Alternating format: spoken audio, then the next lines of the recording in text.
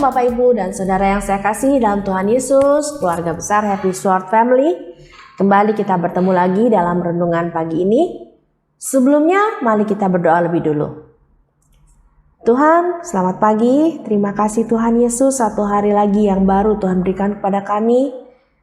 Sebelum kami mulai segala kegiatan kami hari ini Tuhan, lebih dulu kami mau datang ke hadapan-Mu, kami mau mendengarkan sebagian daripada firman-Mu. Biarlah kiranya firman-Mu yang kami dengar ini boleh merema di dalam hati kami dan menjadikan kami pelaku-pelaku firman. Terima kasih Tuhan, di dalam nama Tuhan Yesus kami berdoa. Amin. Judul renungan pada pagi hari ini adalah tidak dapat dirahasiakan. Mari kita membuka firman Tuhan di Markus 7 ayat 24. Lalu Yesus berangkat dari situ dan pergi ke daerah Tirus. Ia masuk ke sebuah rumah dan tidak mau bahwa ada orang yang mengetahuinya, tetapi kedatangannya tidak dapat dirahasiakan. Yang ingin saya garis bawahi dari ayat ini adalah di bagian akhir dari ayat 24 ini, yaitu tetapi kedatangannya tidak dapat dirahasiakan. Dalam memberitakan kerajaan Allah, Tuhan Yesus melakukan banyak pekerjaan. Kadang dia mengajar di bukit, kadang dia mengajar sambil duduk di perahu. Tetapi kemanapun Tuhan Yesus pergi, dia selalu dikelilingi oleh orang banyak. Mengapa? Karena cara Tuhan Yesus yang berbeda dengan ahli-ahli Taurat dan orang-orang Farisi mengajar. Dan karena juga Tuhan Yesus mengajar dengan penuh kuasa, dengan wibawa dari Allah.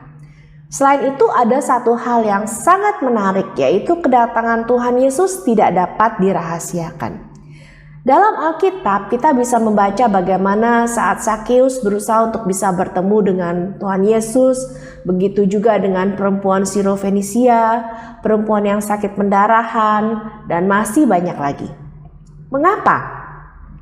Karena Yohanes 1 ayat 5 mengatakan terang itu bercahaya di dalam kegelapan dan kegelapan itu tidak menguasainya. Lalu siapakah terang itu? Yohanes 8 ayat 12 mengatakan, maka Yesus berkata pula kepada orang banyak, katanya, akulah terang dunia. Barang siapa mengikut aku, ia tidak akan berjalan dalam kegelapan, melainkan ia akan mempunyai terang hidup.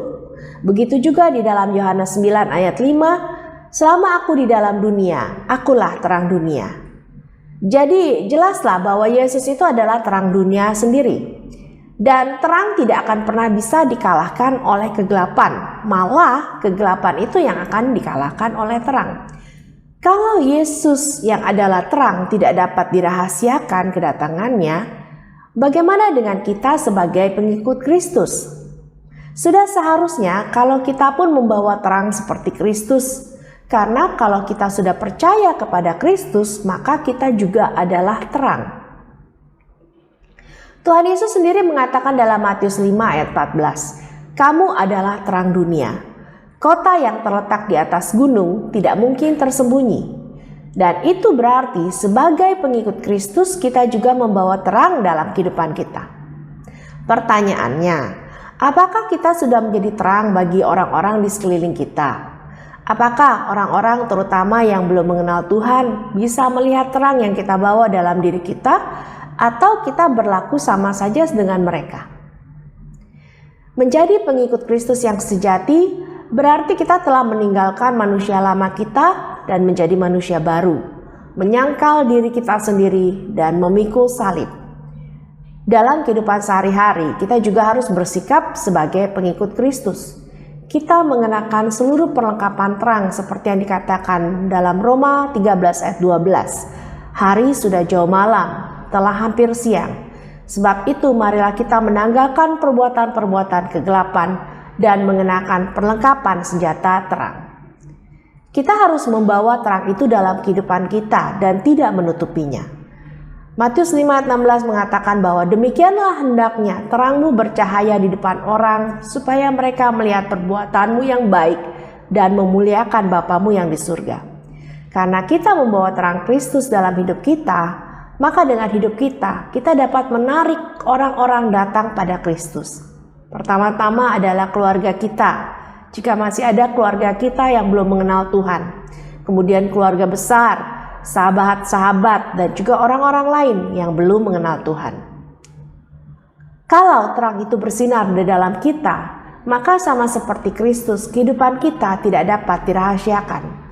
Orang akan melihat bagaimana sikap dan gaya hidup kita berbeda dengan orang lain.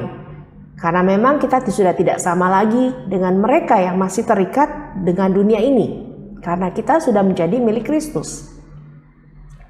Kolose 2 ayat 13 mengatakan, kamu juga, meskipun dahulu mati oleh pelanggaranmu dan oleh karena tidak disunat secara lahiriah, telah dihidupkan Allah bersama-sama dengan Dia sesudah Ia mengampuni segala pelanggaran kita. Karena itu, kita harus memperhatikan bagaimana kita hidup seperti yang dikatakan dalam Efesus 5 ayat 15. Karena itu perhatikanlah dengan seksama bagaimana kamu hidup. Janganlah seperti orang bebal, tetapi seperti orang arif. Sudahkah kita membawa terang Kristus di dalam kehidupan kita? Mari kita bersatu dalam doa.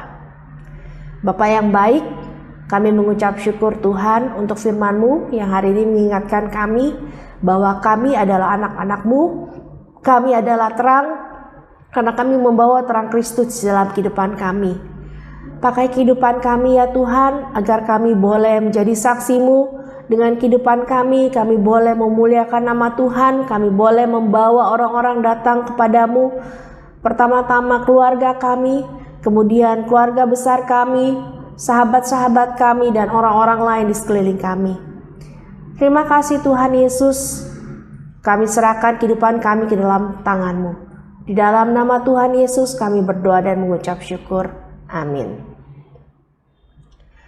Bapak, Ibu, dan Saudara yang saya kasih dalam Tuhan Yesus, mari kita sama-sama berusaha menjaga agar terang itu tetap ada di dalam kita sampai saatnya Ebenezer, sampai di sini Tuhan menolong kita, sampai kita sudah ada bersama-sama dengan Dia dalam kerajaan-Nya kekal.